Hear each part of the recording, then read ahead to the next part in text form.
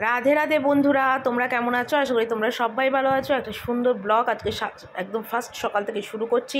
তোমরা নিশ্চয়ই দেখেই বুঝতে পেরেছো যে ঘুম থেকে উঠে পড়েছি। আর এই চাদরটা না আজকে নতুন পাতবো বিছনাতে। তো আধোয়া চাদর, বাসি চাদরটা তুলে দিয়েছিলাম। তো এই চাদরটা দেখো কেমন হয়েছে। তো বাইরে থেকে প্রচুর আওয়াজ হচ্ছিল, তাই তোমাদের কাছে ভয়েস দিলাম। এই চাদরটা আমার মাসি শাশুড়ির মেয়ে আমাকে গিফট করেছে, মানে বিছনার দুটো বালিশের ওষার আর বিছনার চাদর। আমার শাশুড়িকেও একটা গিফট করেছে আর আমাকে একটা গিফট করেছে, এগুলো শান্তিনিকেতনের চাদর। তো আজকে ভাবলাম কি চলো নতুন চাদরটা ফার্স্ট পাতা যাক। সবসময় তো একঘেয়ে পুরোনো চাদরই বিছনায় পাতি। তো আজকে মন চাইলো যে একটু নতুন পাতি। দেখবে ঘরে নতুন চাদর, নতুন জিনিস এলে, নতুন জিনিস দিয়ে ঘর সাজালে বেশ ভালো লাগে, মনটাও কিন্তু অনেক ভালো লাগে। তো সেই জন্য আজকে সকালবেলা উঠেই বিছনার এই চাদরটা পাল্টিয়ে নতুন চাদরটা পাল্টালাম, মানে পাতলাম আর কি। চাদরটা দেখতে কেমন কমেন্ট করে জানিও তো। একদম হালকা কালার কিন্তু সোভার, আমার মনে হয় পুরো চাদরটার মধ্যে না হাতির মতন মানে মূর্তির ছবি আছে। তো তোমাদের দাদাভাই এখনও ঘুম থেকে ওঠেনি। তা আমি ভাবলাম কি যে সকালবেলা উঠে একটা কাজ করি, বিছনার চাদর বালিশ ওষার এগুলো একদম চেঞ্জ করে ধোয়া বিছনা পাতি, সকালবেলা এই কাজটা হয়ে গেলে তাহলে অনেকটা আমার সুবিধা হবে। সকাল সকাল বিছনা টিছনা পরিষ্কার থাকলে মনও ভালো থাকবে, কাজও। আর চাদরটা না প্রচুর বড়, মানে এত বড় চাদর কি বলবো, মানে চারপাশ দিয়ে না আমাকে গুজে দিতে হচ্ছে, এত বড় চাদরটা। নয়তো মেঝেতে লুটোবে, তারপর ঘরঠর মোছার সময় তখন ওই ঝাঁটা ন্যাকড়া সব চাদরের মধ্যে লাগবে। তো সেই জন্য না আমি চাদরটা একটুখানি মুড়িয়ে গুটিয়েই পাতলাম, মানে এতটা চাদরটা মানে বড়, কিন্তু চাদরটা খুব ভালো, মানে পেতেও খুব আরাম পেয়েছিলাম শুয়ে, কটনেরই চাদর। আর ওরা শান্তিনিকেতন ঘুরতে গেছিলো, তো শান্তিনিকেতন থেকে আমাকে এই গিফটটা করেছে। যাকে ঘরের একটা চাদর কিন্তু খুবই দরকারি জিনিস, তাই না? তো দুটো বালিশের ওষার দিয়েছে, কিন্তু বালিশের ওষার দিয়েছে কিন্তু কোল বালিশের ওষার দেয়নি। তো বালিশের ওষার দুটোর মধ্যে একটা ছেলের লাগাচ্ছি আর একটা আমার লাগাচ্ছি, দুজনের দুটো বালিশের ওষার লাগিয়ে দিচ্ছি। তো যাকে সকাল সকালে এইসবগুলো করলাম। আর তোমাদের দাদা ভাই উঠে গেলে তো আমার কাজের পণ্ড, কোনো কাজ করতে দেয় না, বলবে এটা নয় ওটা আগে চা করো, এই করো ওই করো। তো ও যদি না ওঠে না, তাহলে সকাল সকাল আমার অনেক কিছু কাজ হয়ে যায়। আর ও যখন বাড়ি থাকে না, তখন আমি আবার অনেক কাজ করতে পারি। নয়তো ও থাকলে না ঘরে কোনো কাজ করতে দেয় না, মানে পিছন পিছন ঘুরবে, নয়তো বলবে এই করার কি দরকার, আমি রয়েছি, এত কাজের দরকার নেই, এই সব বলতে থাকবে। তো কাজ হয় না, যখন ও বাড়িতে থাকে না তখনই আমি ঠিকঠাকভাবে কাজকর্ম করি।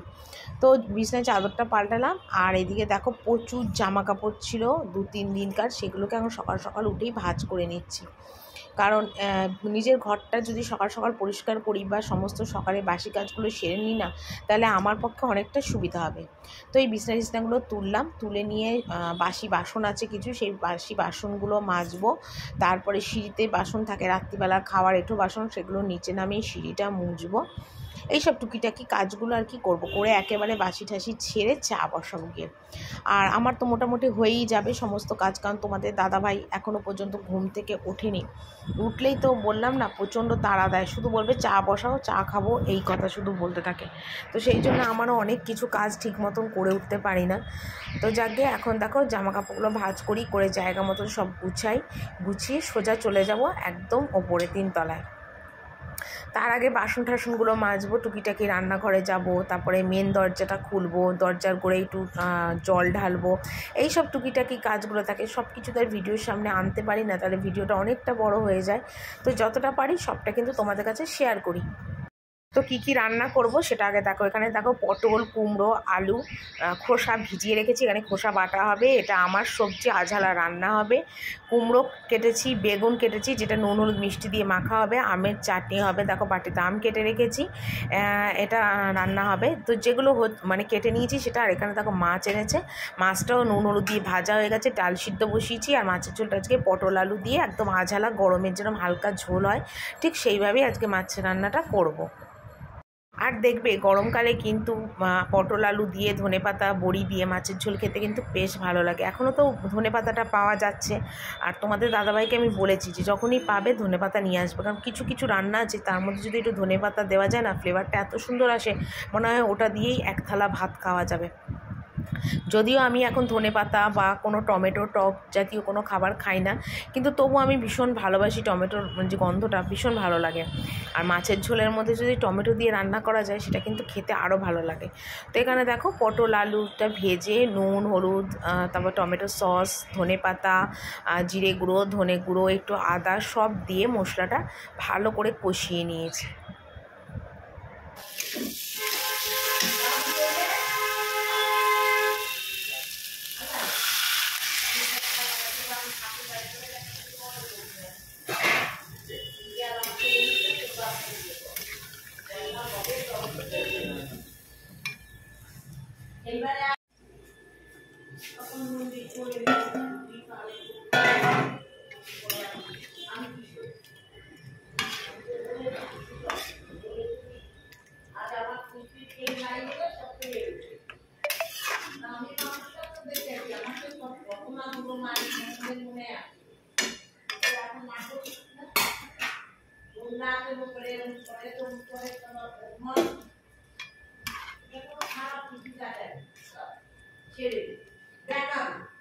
বাবুরে খেতে দিয়েছি, এখানে ডাল দিয়েছি, বেগুন ভাজা দিয়েছি, দুটো মাছ দিয়েছি। বাবু এখন ডাল দিয়ে মাছ খাচ্ছে। আর এখানে দেখো আমার জন্য আমি এখানে ভাত বেড়েছি, আর আমার আলাদা মাছের ঝোল পটল আলু বিম গাজর সব দিয়ে একটা আলাদা ঝোল ভাত বেড়েছি। এখন আমি খেতে বসবো।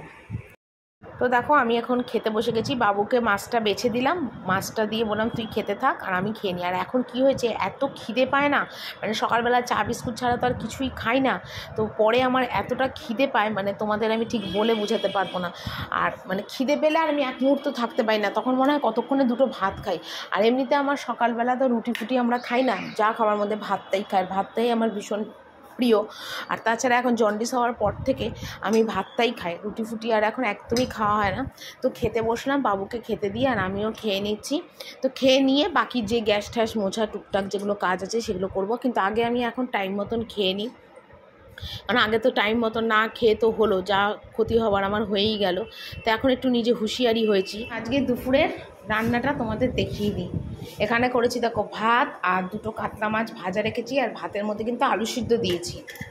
এখানে রেখেছি দেখো ডাল সিদ্ধ, এখানে দেখো পটল আলু দিয়ে মাছের ঝোল, এই যে পটল দিয়ে আলু দিয়ে, এখানে কাতলা মাছের পাতলা করে ধনেপাতা দিয়ে ঝোল।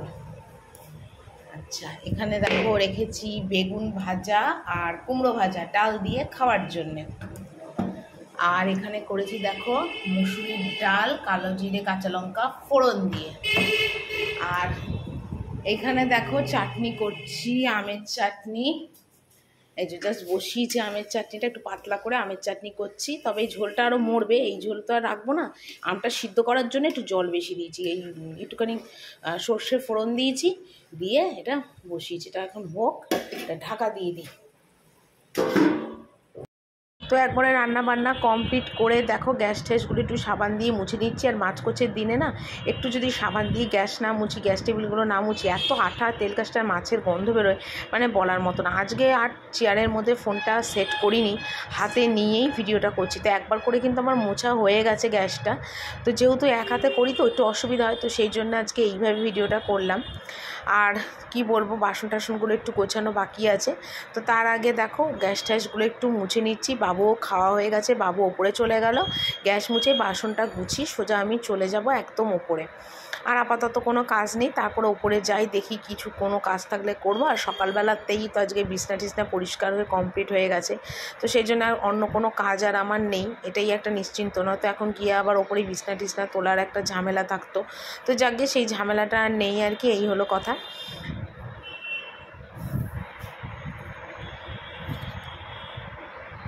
এক ঝুড়ি বাসন মাজলাম, কারণ আজকে সকালবেলা উঠে বাসন মাজতে পারিনি। এক ঝুড়ি বাসন মাজলাম। আর এই দেখো রান্নাঘর ঠান্নাঘর সব মুছলাম, চৌকি টৌকি সব মুছে একদম ক্লিয়ার করলাম, সমস্ত একদম গুছোনো, ঠিক আছে। আর এই যে গ্যাস মুছলাম, এই রান্নাঘর ঠান্নাঘর সব জল দিয়ে ভালো করে সব ধুয়ে টোটাল একদম পরিষ্কার করলাম। তো সমস্ত কাজকর্ম সেরে আর এখন এলাম ছেলের জন্য টিফিন করতে। ছেলের তো সন্ধেবেলা একটু কিছু না কিছু এক এক দিন এক এক রকম টিফিন করেই দিই। তো শাশুড়ি ননদকে খেতে দিলাম, দিয়ে আমি এখন এলাম ছেলের টিফিন করতে। আর এখানে গাজর কুচিয়েছি, ক্যাপসিকাম বিম কুচিয়েছি, একটু পনিরটাকে টুকরো টুকরো করে ভেজে নিয়েছি। আর নিয়ে এখন ছেলের জন্য করছি এখন চাউমিন। তো বাবু এটাই খাবে এখন, কারণ এটাই বাবু ভালোবাসে। তো চাউমিনটার মধ্যে একটু টমেটো সসও দিয়েছি, একটু চিনি দিলাম, নুন দিলাম আর কাঁচা লঙ্কা কুচি দিয়েছি, দিয়ে একটু ভালো করে একটু পাকিয়ে নিচ্ছি। তো এরমভাবে চাউমিনটা বানালে বাবু আবার খুব ভালোবাসে খেতে। আর এটার মধ্যে সব রকমই দিয়েছি, মানে একটুখানি গোলমরিচের গুঁড়ো দিয়েছি, চাউমিন মশলা দিয়েছি, কারণ একটু ফ্লেভার না হলে না বাবু একদম প্লেন মানে হালকা পালকাটা না খেতে চায় না, একটু মানে সুন্দর স্মেল হবে, একটু সুন্দর মানে তেল তেল হবে, সেরকম চাউমিনটা বাবু খেতে খুবই ভালোবাসে।